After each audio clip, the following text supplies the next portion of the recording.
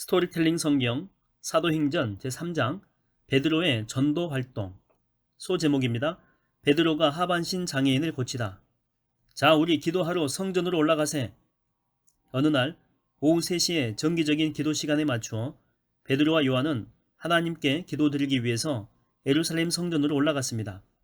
베드로와 요한은 요한의 친형인 야고보와 더불어 예수님의 주요 세 제자 가운데 두 사람인데, 둘은 예수님께 부르심을 받기 전부터 갈릴리 바다에서 동업자로 협력했으며 예수님의 제자가 된 이후에도 예수님의 고난과 죽음과 부활, 그리고 이후에 초대교회의 전도활동에 이르기까지 긴밀한 유대 관계를 유지하고 있었습니다. 베드로와 요한을 비롯한 사도들은 모두가 예수님을 믿고 따르는 신자들이었지만 동시에 충실한 유대인들이기도 했습니다. 그래서 유대인들의 종교적인 삶의 중심인 성전은 유대인 신자들에게도 예배의 장소로 여전히 소중한 곳이었습니다. 당시 경건한 유대인들은 하루에 3번, 제3시, 6시, 9시, 오늘날 태양력으로 계산하게 되면 오전 9시, 정오, 오후 3시, 이렇게 3번 시간을 정해놓고 성전에 올라가서 기도를 드렸습니다. 베드로와 요한이 이때에 맞춰 성전에 올라간 것은 많은 사람들이 성전에 모일 것이므로 복음을 증거할 수 있는 좋은 기회로 생각했기 때문입니다. 때의 사람들이 태어날 때부터 하반신 장애를 입은 한 사람을 메고 와서 성전 문 앞에 앉혔습니다. 이 사람은 하반신 장애인 중에서도 앉기는 하여도 아예 서거나 걷지는 못하는 사람이었습니다. 기도하러 성전으로 들어가는 사람들에게 구걸을 할 수 있게 하려고 이웃 사람들이 그 장애인을 아름다운 문, 즉 미문이라고 불리우는 성전 문 앞에 앉혀놓았던 것입니다. 미문은 성전의 동쪽에 위치하고 있었는데 각종 보석으로 정교하고 아름답게 만들어졌기 때문에 그런 이름이 붙여졌습니다. 일명 니카놀 문이라고도 합니다. 선생님, 제게 한 푼만 적선하십시오. 한 푼만 도와주십시오. 그 하반신 장애인은 때마침 베드로와 요한이 성전 안으로 들어가려는 것을 보고는 두 사도에게 손을 내밀며 돈을 달라고 구걸했습니다. 구제 행위를 최고의 선행과 미덕으로 여겼던 당시의 신앙 관습으로 인해서 성전 문의 주변에는 구걸하는 사람들이 많이 있었습니다. 구걸하는 자로 인해서 두 사도는 걸음을 멈추었습니다. 그런 뒤 그 사람을 눈여겨보았습니다. 하나님의 기적을 받아들일 만한 자인지 살펴본 것입니다. 이윽고 베드로가 입을 열어 확신에 찬 어투로 그 사람을 향해 말합니다. 자, 우리를 똑바로 쳐다보시오. 그 사람은 왜 이러지? 하는 생각을 하면서도 무엇을 좀 얻을 수 있을지 모른다라고 하는 기대감에 두 사도를 똑바로 쳐다보았습니다. 그러자 베드로가 그 사람을 향해서 힘찬 목소리로 말합니다. 은이나 금은 내게 없소. 그러나 내가 가진 것을 당신에게 주겠소. 나사렛 예수 그리스도의 이름으로 명하노니 그대는 일어나 걸으시오. 그러면서 베드로는 그 하반신 장애인의 오른손을 붙잡아 힘껏 일으켰습니다. 그러자 그 장애인은 즉시로 다리와 발목에 힘이 생겨 벌떡 일어나더니 걷기 시작했습니다. 이때 베드로가 굳이 예수 그리스도가 나사렛 출신의 사람임을 강조한 이유가 있습니다. 그것은 나사렛에서 무슨 선한 것이 날 수 있겠느냐라고 하는 당시의 유대인 속담에서 보이듯 유대인들이 그토록 멸시하고 배척하던 그 나사렛 사람 예수가 하나님께서 보내신 능력 있는 메시아 그리스도임을 분명히 밝히기 위해서였습니다. 아니, 이럴 수가. 내가 일어나 걷다니. 오 세상에. 태어날 때부터 하반신 장애를 입어서 일평생 일어나 걸어본 적이 없었던 그 사람은 연신 감탄을 하면서 믿기지 않는 듯 걸어보기도 하고 두 발을 굴려 껑충껑충 뛰어보기도 했습니다. 오 주님 감사합니다. 오 주님 감사합니다. 그 사람은 자신에게 일어난 놀라운 기적에 하나님을 찬양하면서 두 사도와 함께 성전 안으로 들어갔습니다. 성전 안에 있던 사람들은 어떤 사람이 걸어 들어오면서 하나님을 찬양하는 것을 바라보다가 그 사람이 바로 성전의 미문 앞에 앉아 날마다 구걸을 하던 하반신 장애인임을 알아보았습니다. 이게 웬일인가? 아니, 어떻게 저 사람이 두 발로 걷게 되었단 말이지? 모두가 몹시 놀라 어리둥절해하며 할 말을 잃었습니다. 이처럼 사도들은 큰 이적을 행했습니다. 오순절 성령 강림과 더불어 교회의 탄생이라고 하는 특수한 상황 아래에서 갓 태어난 교회를 이끌고 나갈 사도들에게는 특별한 권위와 능력이 필요했습니다.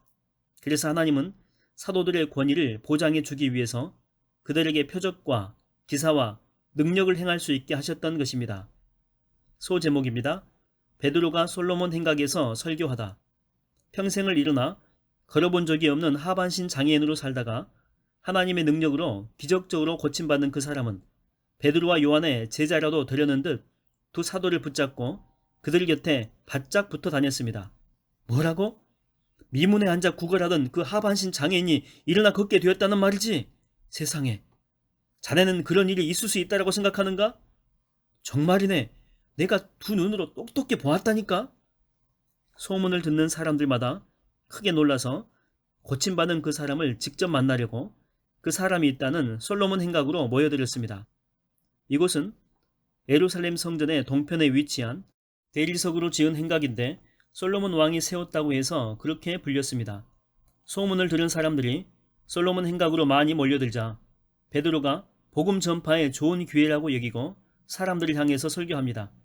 이때 고침받은 그 사람이 사도들 곁에 서 있었으므로 생생한 기적의 증인을 곁에 두고 설교한 것입니다. 이스라엘 동포 여러분, 왜 이번 일로 그렇게들 놀라십니까?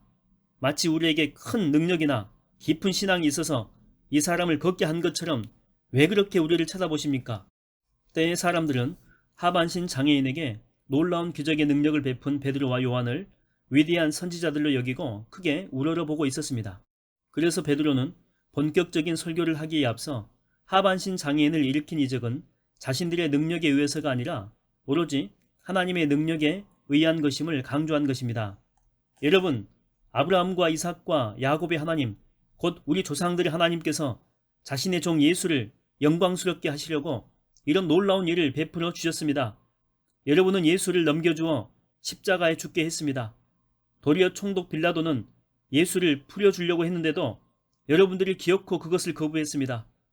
여러분은 거룩하고 의로우신 예수를 풀어주기는커녕 예수 대신에 살인자 바라바를 풀어주라고 세차게 요구했습니다. 그랬습니다. 불과 2달여 전에 유대인 군중은 무언가에 홀린 듯 로마 총독 빌라도에게 예수를 십자가에 못 박으라고 줄기차게 부르짖었습니다. 빌라도는 예수에게 죄가 없는 줄 알았기에 관례를 쫓아 유월절 특별 사면으로 풀어주려고 했지만 유대인 군중은 예수 대신에 살인자요 강도인 바라바를 대신 풀어주라고 부르짖었습니다. 참으로 비상식적이고 어처구니 없는 어리석은 짓을 자행했습니다. 그러면서 자신들의 그런 행위에 대해 모든 책임을 지겠다고 큰 소리를 쳤었습니다. 지금 베드로는 그런 사실을 예리하게 지적하고 있습니다. 결국 여러분은 생명의 근원 되시는 예수를 죽였습니다. 그러나 하나님은 십자가에 못 박혀 죽으셨던 그 예수를 무덤에서 다시 살리셨습니다. 우리는 그 부활의 사실을 직접 목격한 증인들입니다. 십자가에 못 박혀 죽은 지 사흘 만에 무덤에서 부활하신 예수님은 곧바로 승천하시지 않고 40일 동안 지상에 머무시면서 제자들에게 여러 번 나타나셨습니다. 처음에는 제자들조차 예수님의 부활을 믿지 않고 의심했지만 부활하신 예수님의 손에 있는 못자국 흉터와 옆구리에 있는 창자국 흉터를 보고서 예수님의 부활을 확실히 믿었습니다. 부활 후 함께 해주신 40여일은 예수님이 제자들에게 주신 큰 선물의 시간들이었습니다.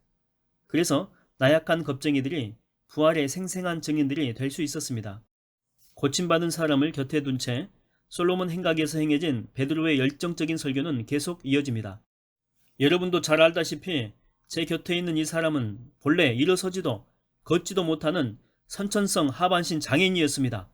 그러나 예수님의 이름을 믿음으로써 지금 이렇게 성한 몸이 되었습니다.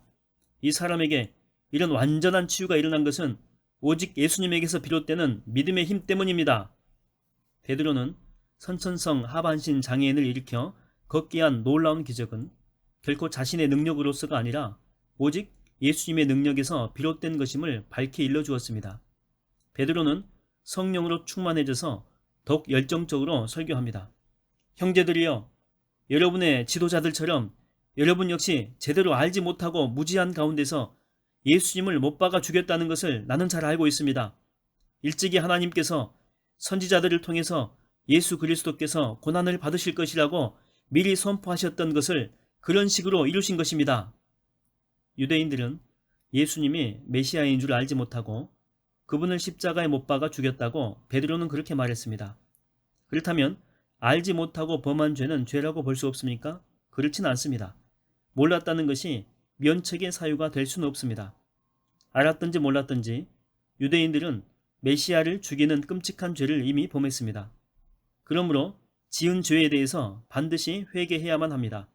놀랍게도 예수 그리스도의 복음은 회개하는 자에게 죄 사함의 은총이 임한다라고 가르쳐주고 있습니다. 그래서 베드로 역시 메시아를 죽인 유대인들에게 회개하고 죄 사함의 은총을 누릴 것을 역설하고 있는 것입니다. 동포 여러분, 그러므로 이제 회개하십시오. 회개하고 하나님께로 돌아오십시오. 그러면 하나님은 여러분의 죄를 깨끗하게 씻어주실 것이고, 그렇게 되면 여러분은 새 사람으로 거듭나게 될 것입니다. 뿐만 아니라 하나님은 여러분을 위해 이전에 약속하셨던 그리스도이신 예수님을 다시 보내주실 것입니다. 성경이 말하는 회개라고 하는 것은 생각이나 마음을 완전히 바꾸는 상태를 뜻하는 말입니다. 이렇게 마음이 완전히 바뀌어 이제부터는 하나님께로 향하는 삶을 살아가겠다고 결심한 회개한 자들에게는 하나님께서 이전에 선지자들을 통해서 약속하셨던 그리스도 메시아 예수를 보내주실 것이라고 베드로는 말했습니다. 이 말은 누구든지 회개하고 하나님께로 돌이킬 때에 비로소 하나님께서 이 땅에 보내신 예수님을 메시아로 받아들이게 된다라고 하는 그런 의미입니다. 다시 말해서 유대인들에게 있어 참된 메시아 시대의 도래는 그가 회개하고 예수님을 메시아로 받아들이는 그 시점에 놓여 있다라고 하는 것입니다. 그래서 예수님을 메시아로 받아들이지 않는 유대인들은 오늘날까지도 여전히 메시아를 간절히 기다리고 있습니다. 베드로의 설교는 이어집니다. 하지만 예수님은 하나님께서 일찍이 선지자들을 통해서 예언하신 대로 만물을 새롭게 하여 회복하실 때까지는 마땅히 하늘에 머물러 계셔야 합니다. 이 말을 달리 생각하면 이러합니다.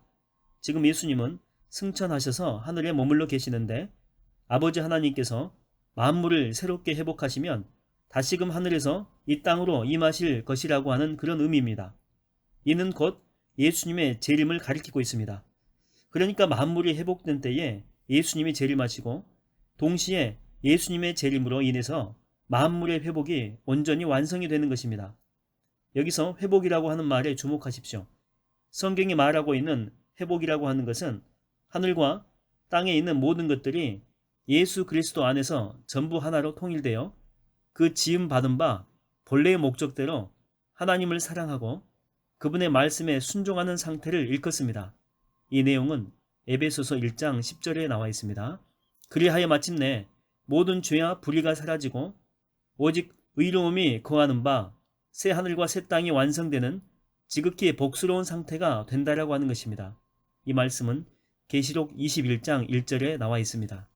이 같은 회복은 메시아의 도래로 인해서 이미 시작되었고 현재도 진행 중에 있으며 장차 예수님이 재림하실 때에 온전히 완성될 것입니다.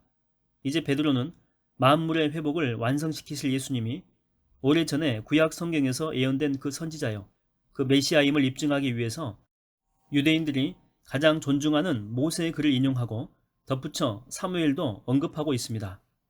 여러분, 일찍이 모세는 말하기를 하나님은 여러분의 동족 가운데서 나 같은 선지자 하나를 세우실 것인데 여러분은 그분이 하시는 말씀에 귀를 기울여야 합니다.